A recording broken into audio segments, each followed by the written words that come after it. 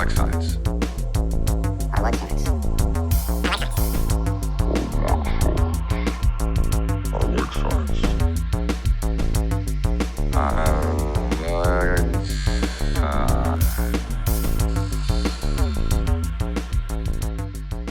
Science. Oh, we're doing jazz hands to open?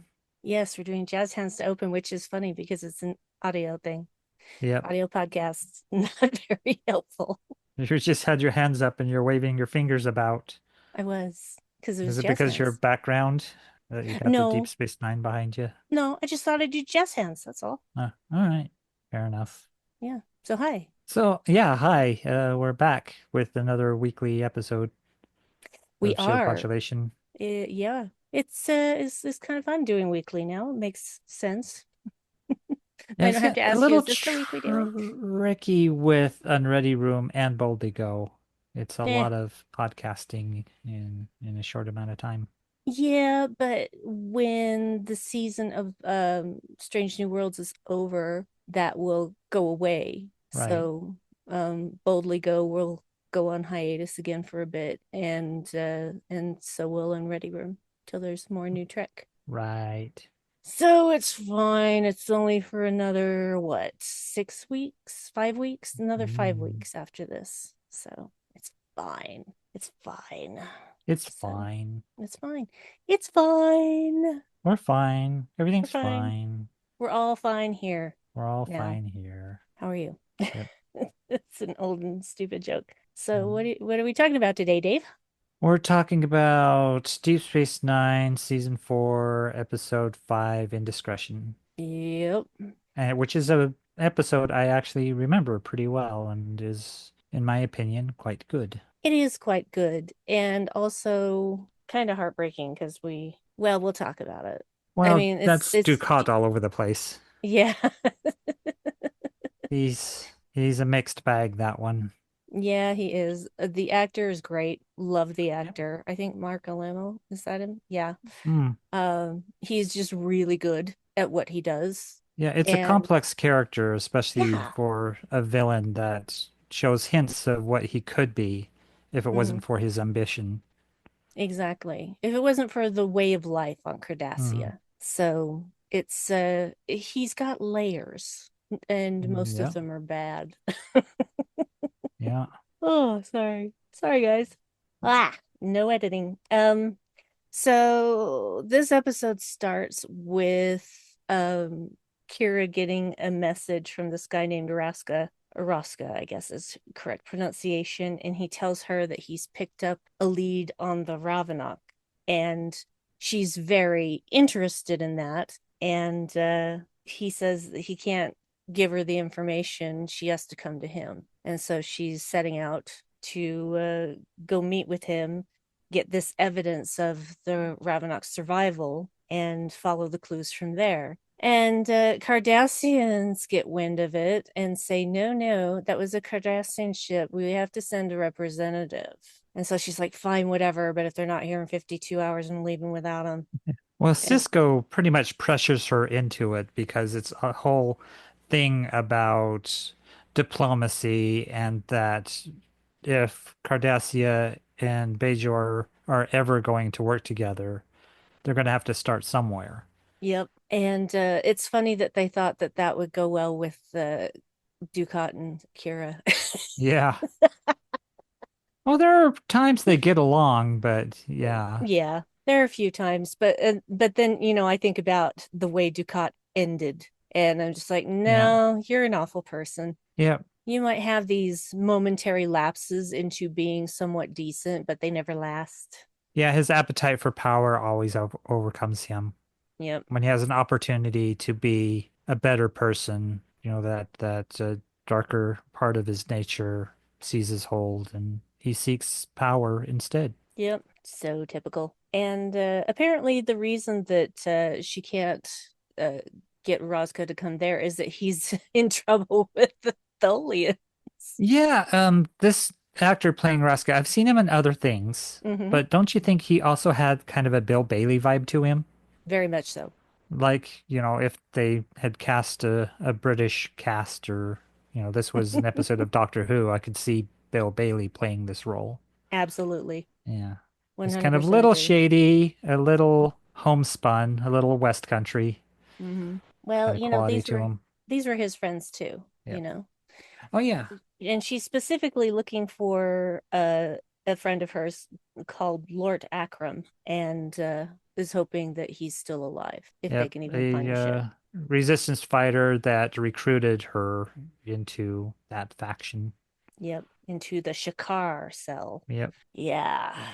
So that's our little teaser there, but we've also got a little thing going on Deep Space Nine with Cisco and Cassidy, because Cassidy is considering taking this job with New Bajor, and she would be working just in that sector instead of going all over the place. And then she mentioned maybe getting quarters on Deep Space Nine. And what does Benjamin do? He freezes up like a fucking teenager. Yeah, Jadzia Dax kind of set him up for this too. It's like, oh, so you'll be around here more often. Maybe you'll be looking for quarters. Mm-hmm. It's setting Cisco up to say, hey, live with me. Mm-hmm. I mean, that is what's on the table, but because, Cisco has been in a serious relationship for a while, he's a widower, there's still some concerns around that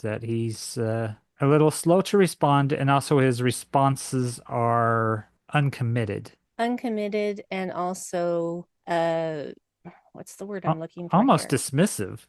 Yeah, not yeah, sort of like that.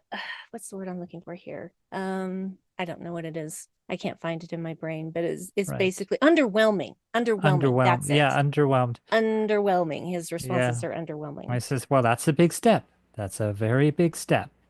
Yeah. Not really agreeing or disagreeing or showing how he feels about it, other than that it's just a thing. Yeah. And this is it's just typical men. Mm. It's like, oh yeah, we're fine just being casual, and then the woman wants to get serious, and it's like, whoa ho ho Yeah. ho. I'm not sure I'm ready for that. But he doesn't actually Yeah. say those words, does he? He's just being a dope. And the choice is hers no matter what, to take the job or Exactly. not. And if she Exactly. wants to take the job to be around him more often, then great. And he doesn't seem to be too upset about that, but it's that it's getting more serious, that it's a step towards a deeper relationship, which he's uncertain of taking. I think if it just happened naturally, but that this has happened suddenly, that maybe he's not prepared for it. If it just gradually happened, but it's kind of like the frog in boiling water kind of thing. You gradually turn up the heat and suddenly you're in a relationship. But when those big life changes happen and you can see the next step, like a chapter in a book, just right there, you turn the page and hey, this is a new chapter of your life. I can see how if if you're a little uncertain, a little anxious, that might set you back. Yeah. Well, I feel like this isn't something that's not gradual. I feel like it has been gradual. He is a Yep. slow mover. Yes. And so what he deems as gradual and what other people deem as gradual is Yep. probably two different things. Well, when you've been like burned before through, a tragedy in a relationship, I can see how you might be unwilling to pull the trigger on the next one for fear that you'll get hurt again. And Yeah. that's what happens. But every relationship is different, and there's always risk that comes with reward. Mm-hmm. You can just push everybody away from you and never love again, or you can take that chance that you'll love somebody else and there's a possibility you might lose them too. But that's just the nature of things. And yeah, his job, which he mentions, does put people at risk. They should be able to accept or deny that risk on their own. That's not up to Mm-hmm. you.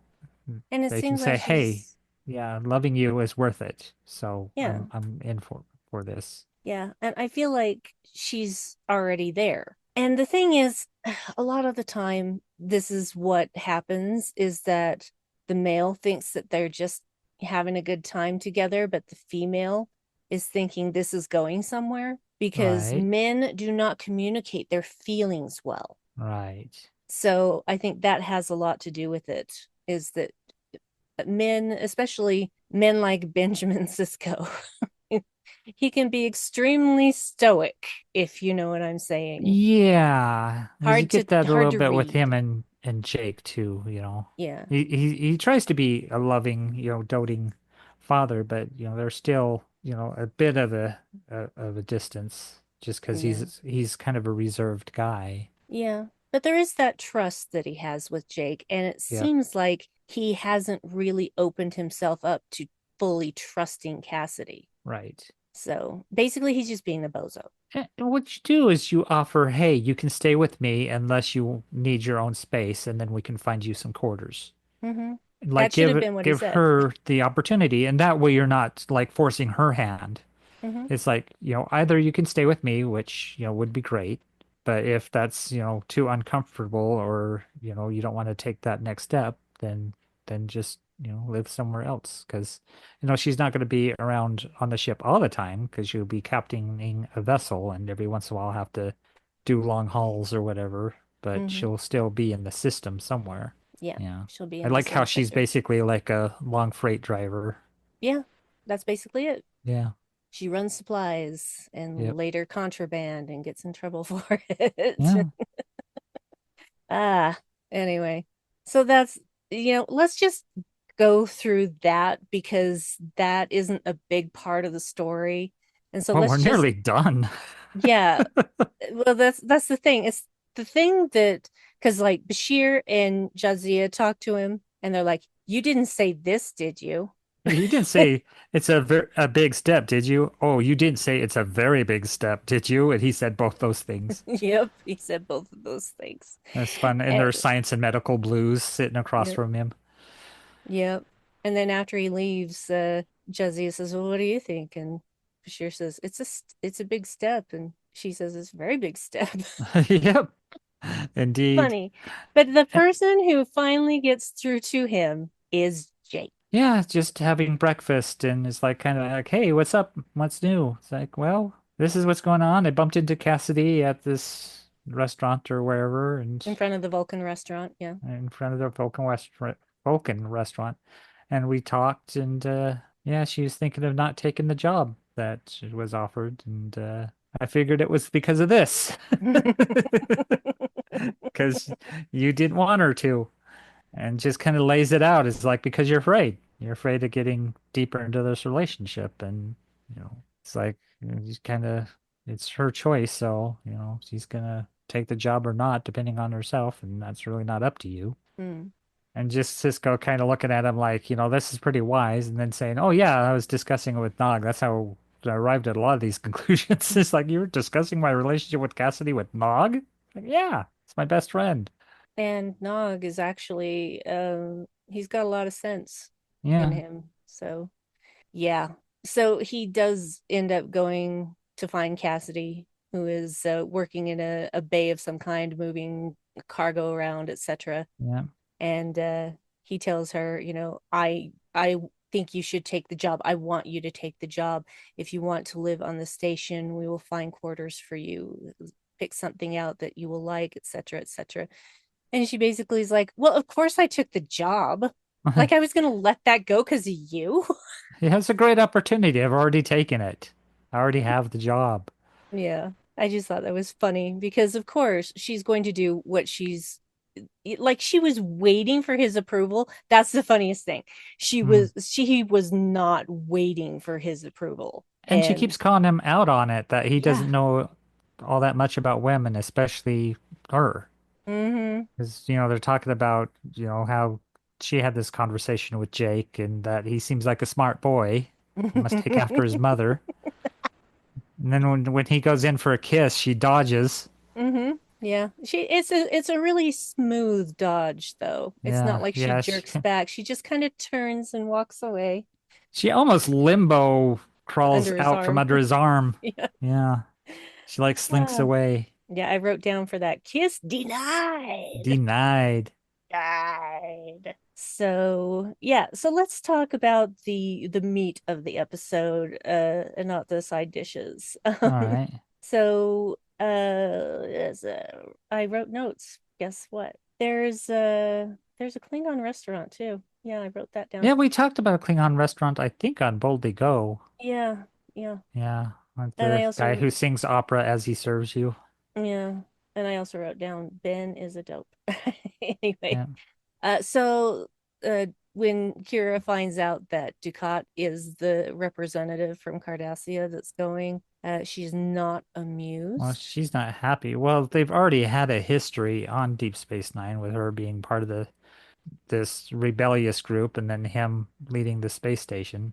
So they're on Yeah. opposing ends. Yeah. Well, he was basically the head of the occupation, Yeah. the in-person head of the occupation, I should Yeah. say. And now that the occupation is over, it still doesn't make it easy for her to work with Ducat because Ducat is out for Ducat. Yep. That is all that Ducat truly cares about. Well, mostly. I think that he did have possibly a sliver of himself that truly loved Zeal, but Yeah. yeah, that doesn't end well. So they're going to the Dozaria system. There's one class M planet in the whole system, Barely a and Class M. barely. And they get down there. They can't land the ship because of ionic Ionic radiation. interference. Yeah, Yeah. interference. So they have to go down. And great, it's another desert planet. Woo! Yay. Did they film that in the Mojave Desert? Possibly. Yeah, they're high stepping their way across this giant sand dune. It's like, why are you going through the sand dune like that? That's much harder. Yeah, But go lower where it's a plane instead of, yeah, but then you find the ship is actually kind of embedded in this dune. And you're like, oh, that's why they're going that way. yeah. It's a very gold looking ship. It is. So, but during the voyage, they're talking until she tells him to shut the fuck up. Well, he can't But stop with the Cardassian propaganda yeah, about, her generation being born during the occupation and being forged in steel under Cardassian rule, and that makes her generation tougher. yeah, And it's not, no, it's all on them. It's yeah. like it has nothing to do with you. You haven't raised us or taught us anything. It's through our own survival. And talking about the achievements Bajor has done with the new quadrant and stuff is like, yeah, that's stuff we would have done and have done without you. Hmm. That's all on us. That has nothing to do with you. If anything, you guys impeded our progress. Yeah. He calls them contemplative.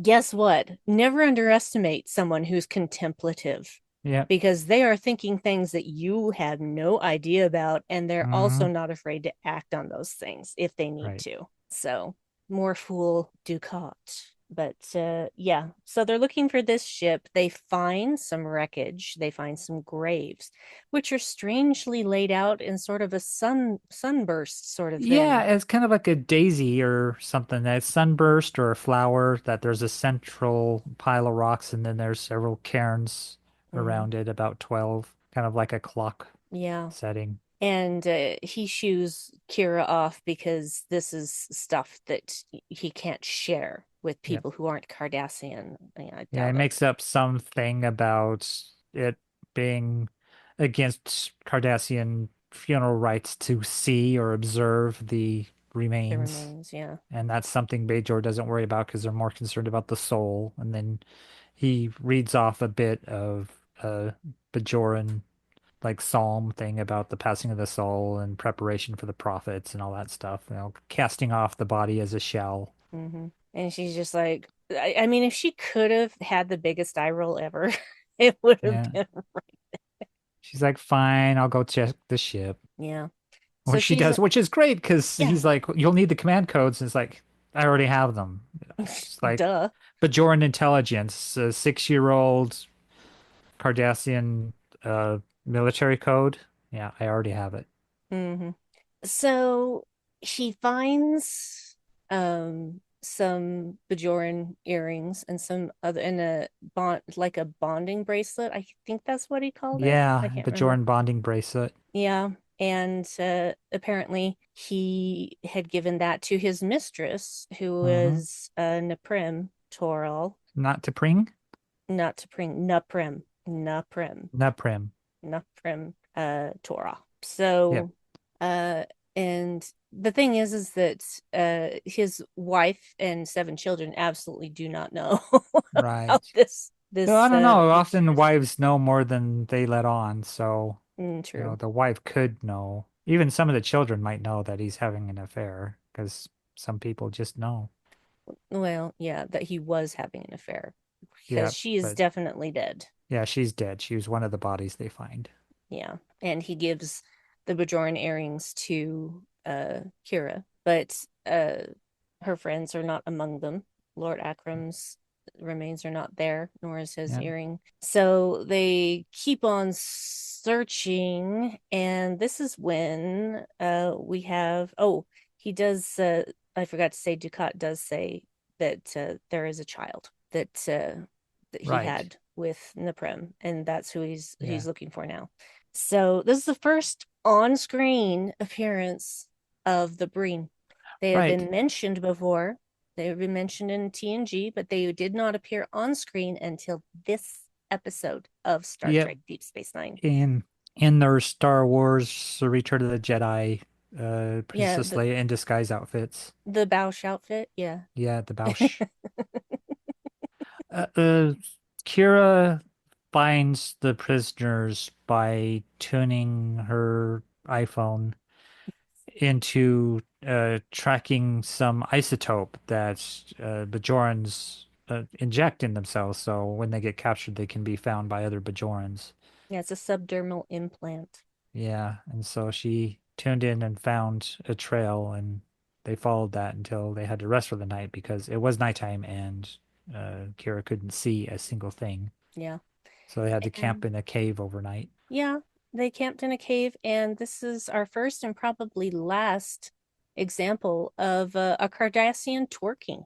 Oh yes, because he's pacing back and forth because he's eager to find his daughter, and we find out why later. And Kara's like, "Just sit down," and so he turns to sit down and sits on a spike that Hmm. goes right up his tuchus, and it's a pretty funny gif if you were to, you know, to clip it and share it. Is Kira grabbing his ass and from behind, looking at it and seeing this spike sticking out of him. And he's telling her to pull it out.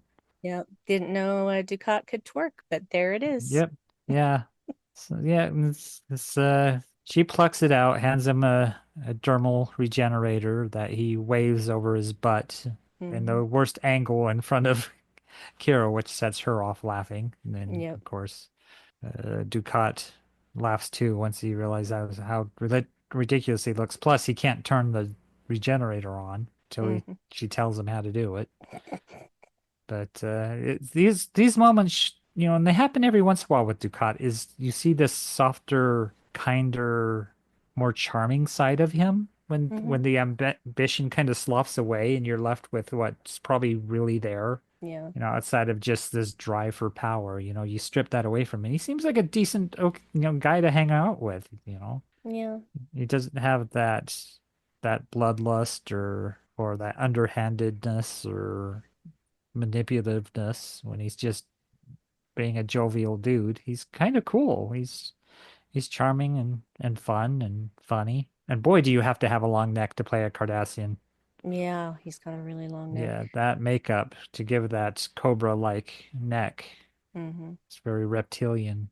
Yeah, it's too bad that Ducat ends up being yeeted into the fire caves. Yeah, well, it's too bad his ambition leads to it, because if he just turned that away and just lived, Yeah. not for power, but for himself, for his family, or just to th strive to be a better person. But nope, that's not in his nature. His nature is power and more of it, as much power as he can accumulate. Yeah. And And people go it to weird ends to achieve that. And they'll indeed. lose their decency and their morality, their ethics, their empathy, just in the pursuit of power. Yeah, and I think that because this is not a spoiler because Deep Space Nine has been out for several years, 3 decades. So I think that the turning point where he could have gone one way or the other was when Zial gets murdered. Right.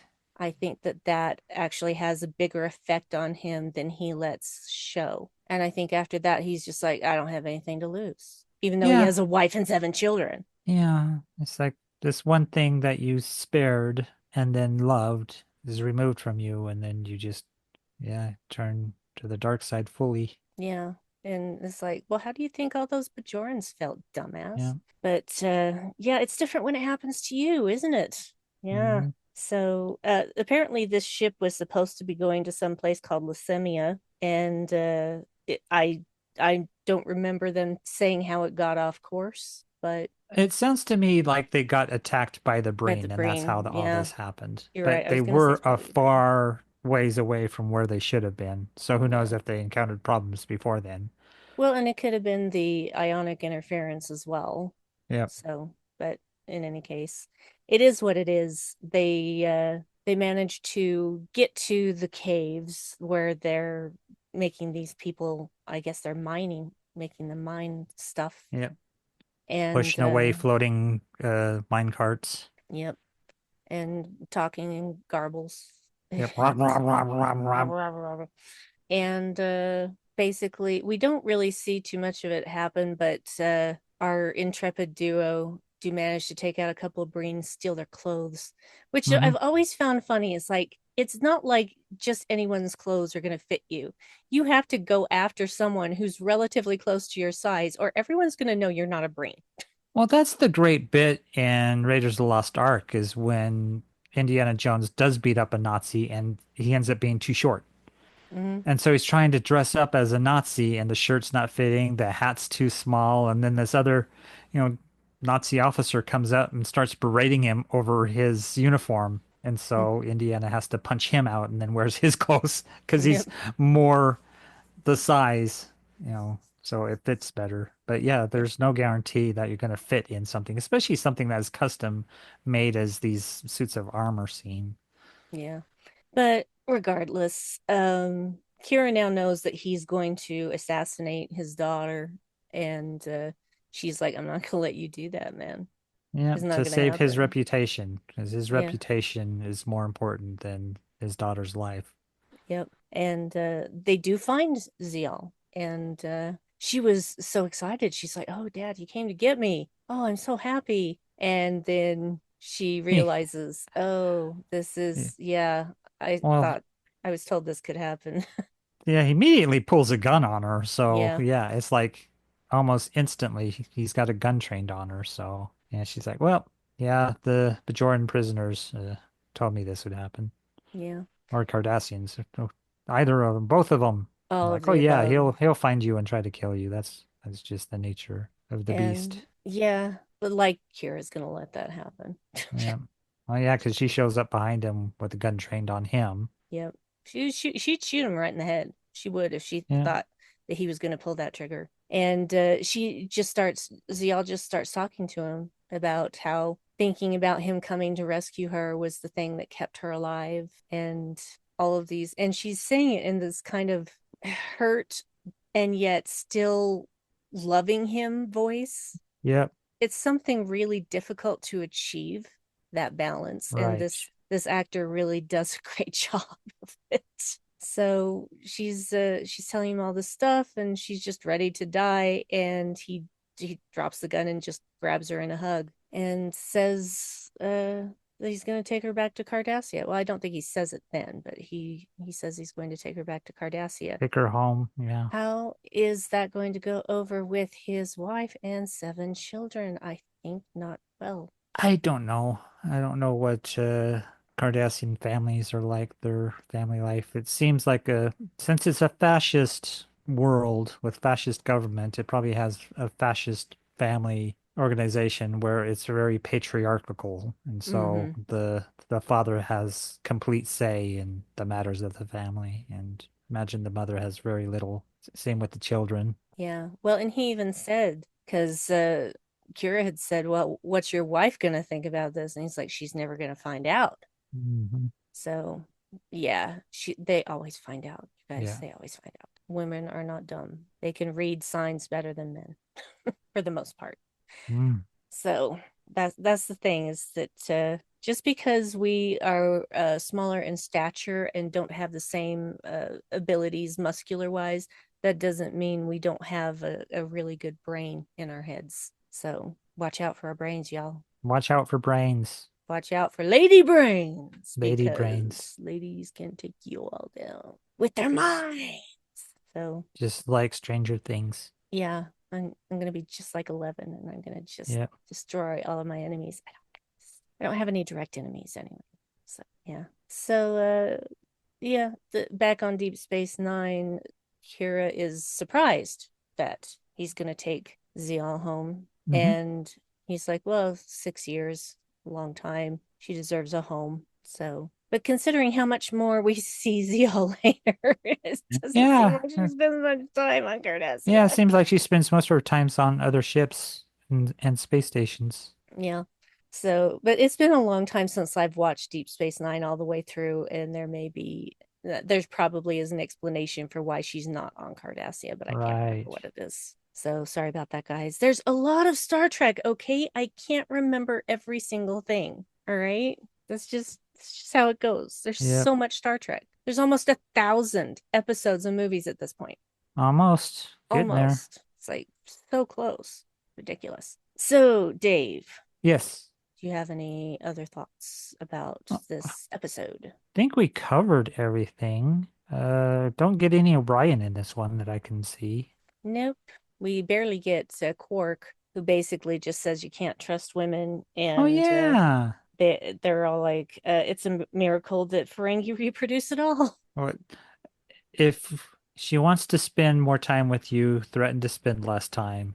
If she wants more gifts from you, take away the gifts you've already given her. And then if she leaves, that's what hollow suites are for. Yeah, That's his 3 tips. yeah, it's kind of ridiculous. Yep. Yeah, but that's what happens when you have a society that won't even let their females wear clothing. Yep. Ugh, gross. But yeah. So, do you have anything else to say? No, I think we covered this episode.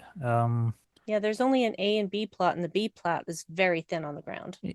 Yeah, the B plot just plays out and it's pretty straightforward and there's not a whole lot of nuances or twists and turns. And then the A plot, yeah, that's got a few twists that we encounter, but it's also pretty straightforward, not too complex of an issue, though it is seeing how complex Ducat is as a character. We get a little bit of that here. Yeah. Well, he's always been, well, mostly always been this very complex character that you're never sure which Ducat you're going to get. Yeah. So, and that's something I really like about the character. But again, he has a very ignoble end with being yeeted into the fire caves. And you get that bit where they're climbing the dunes and it's like how fragile Bajorans are compared to Mhm. Cardassians that, it's an unpleasant world, but he was enjoying the heat. Yeah, well, they're kind of like lizards in a Yeah, way. kind of warm-blooded in that respect, or Yeah, cold-blooded. yeah, like literally cold blooded, not like Yeah. just saying something. You're cold blooded. No. So, yeah. All right, then. If that is all we have to say, then I guess it is time to see what we're going to talk about next. Oh, wow. So, let me actually get to the right spot. I have sometimes I just have those moments where my brain goes, "What?" And I don't know what I'm doing I'll get for a those. minute. So, oh yeah, oops, I gotta add on that there was another episode of Strange New Worlds. So it's between 1 and 949. So, are you ready, Dave? I am.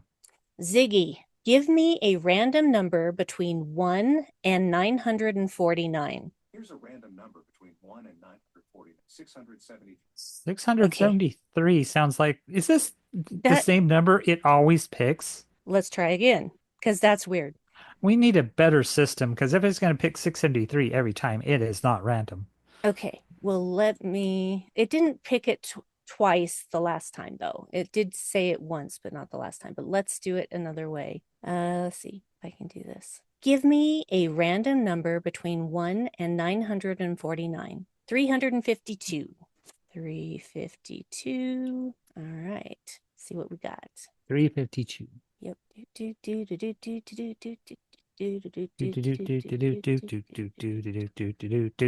352. That is what I wrote, didn't I? Yes. 352. That Voyager. Voyager. What You sounded happened really loud. here? Sorry about that. I had a little dongle go a little out of the socket. Okay, so 352 is the episode Voyager, Eye of the Needle, season 1, episode 7. Oh, wow. Early days Voyager. Very early days Voyager. Huh. So there we go. And Dave, do you have anything you want to pimp? We just watched a movie. It's a movie probably a lot of you have already seen because I've heard some buzz about it a little while back, but I saw the TV Glow and it's kind of stuck with me. I mean, not only is it a pretty film, but it's trans allegory and it's dense narrative. There's Mm, a lot going on. There's a lot of symbology going on. And so it's a little tricky to parse out, but I think the more you reflect on it, you're more like, oh, wow. And you make connections later on. It's like, hmm oh, that's probably what they were getting at. So I found that fascinating watch in A24 picture. And, it's had enough buzz that I think a lot of people already know of it. But yeah, I was fascinated and it has some kind of science fiction fantasy kind of elements to it. Yeah, it messed me So up. yeah, it's messed up. There's some scenes, especially with the Mr. Melancholy, that Mm-mm. are very disturbing. Yep. Oh my God. Yeah. I'm just, ugh. No, thank you. Yeah. No, thank you. So it's very deliberately paced too, so it might try your patience a little, but I think, it's if you can settle in and take it as it is, then I think it can be a rewarding experience. I agree. I don't dislike it. Don't think that by any stretch of the imagination. Yeah, But I wouldn't call it entertaining, it more unsettling. it's very unsettling. It'll fuck you up a bit. Yeah. So if you're okay with that, then yes, please do watch it because it deserves to be seen. Yeah, it's very much a drama, but it is categorized as a horror film for reasons. Let's Yeah, just say that. there are good reasons why it is categorized as a horror film. So yeah, but like I said, Uh, it's worth your time. Yep. So Other than that, you can find me on Blue Sky as DJ Evil Dave. You can find me on other YouTube, DJ Evil Dave with underscores. Bandcamp, DJ Evil Dave. I have some playlists on there now. There's Shield Podulation, of course. You're following and listening to that. We also have Boldly Go, which is our Star Trek Strange New Worlds podcast, if you want to give that a listen. Yeah, I think that's all the pimping I have to do. all right. Well, and I have a show with my friend Dan Gunther called The Unready Room, where we talk about each new episode of Star Trek shortly after it premieres. And we do that on Saturdays at 12 p.m. Mountain Daylight Time right now. So figure that out for yourselves. And if you can't join us live, it will be up on the YouTube channel that Dan has, which is Kurt Ratz Productions. So you can still watch it after the fact. You just can't engage in the chat because it's, the recording. Yeah. Yeah, you'd have to engage in the comments at that stage. Yes, exactly. Because the chat would be disabled, but the comments are still available. Yeah. And the episode that we just covered a couple hours ago was through the lens of time, Right. and it fucked me up. Yeah, it's a messed up episode It's on in a good several way. levels. It's like I appreciate when they do horror like this because a lot of it is psychological. Right. And to me, that is the scariest horror. And body horror too. Oh yeah, body horror. Yeah, Yeah. that too. Damn it, Campbell. Yeah. You were too young. We had no time. Anyway, so there you go. That's Yeah, indiscretion for you. And yeah, we'll it feels like another short episode and not a whole lot of jokes or gags, but it really didn't well offer itself up to the opportunity for joking. There well isn't really not much to joke about. not only that, it's just there weren't, because usually there's more going on in the episode, like different people, like there's usually an A and a B plot and sometimes a C plot. And Right. so we would have to have touched on all those things, but the B plot was just very small. Right. And the A plot was the thing that took over the entire episode. And so that's why we're not talking as long, is because we talked about the biggest part of the episode and the rest of the episode was very small and it just didn't warrant any more time. At least the A and the B plot are kind of connected because they are a bit about family and whether you accept or deny them. Interesting. I hadn't thought of that. So, sometimes the A and B plot are as distinct as possible and there's really nothing connecting them. There's no connective tissue, but this one, there's a little bit. Yeah. Yeah. Yeah. So there we are, kids. Yep. And we'll be back next week with that one that I said that we were doing, which is Eye of the Needle. Eye of the Needle, Voyager, season 1, episode 7. 7. And yeah. Ugh, season 1 Voyager could go really well or yeah, well, not. season 1 of anything really, except maybe next or maybe original series and the Lower Decks. I mean, some of the newer Trek you do all right with season 1 because you kind of have to be. Yeah, like Strange New Worlds, great Yeah, season 1. they don't give space for new shows to find their feet in a, first 2 seasons anymore. No, they So don't. Discovery kind of does, this, season 1's a little rocky, but eventually they find their feet and really become the series it was meant to be. Yeah, and I think that's and as much as I hate to say it because I don't typically like Mirror Universe stuff, it was when they went to the Mirror Universe that it really took off. Right. And that had like the best season ending tease ever, because that's when the Enterprise shows up. And I remember when I first watched that and I was like, oh my God. Yeah, I remember everybody saying how beautiful it was. It was seeing the Enterprise updated. Yeah, it's still gorgeous. I love it. And in fact, I'm feeling like I'm gonna start rewatching Discovery because it's been a minute. So yeah, and Discovery's still my favorite ship, though I like the California class. I like the Cisco a lot. But or not the Cisco, the Cerritos. The Cisco is yeah. The Cisco is the I was confusing that with Disco for Discovery in the Yes. shirts, but yeah, the Cerritos, which they call the Ritos for short. Ritos. Yes. I do love Discovery. I do love that ship. I adore it, frankly. Our beloved pizza cutter. Our beloved pizza cutter, and we actually have a pizza cutter version. Yep. So anyway, I'm going to stop rambling. All right. And I think we have space. Yeah. Because it seemed like a shorter episode. We do have space, the final frontier, because these are the do. voyages of the USS Shield population. So do your Riker maneuver over that chair and sit down and enjoy. All right, guys. We'll talk to you next week. Have a good week. Okay, bye. Okay, bye.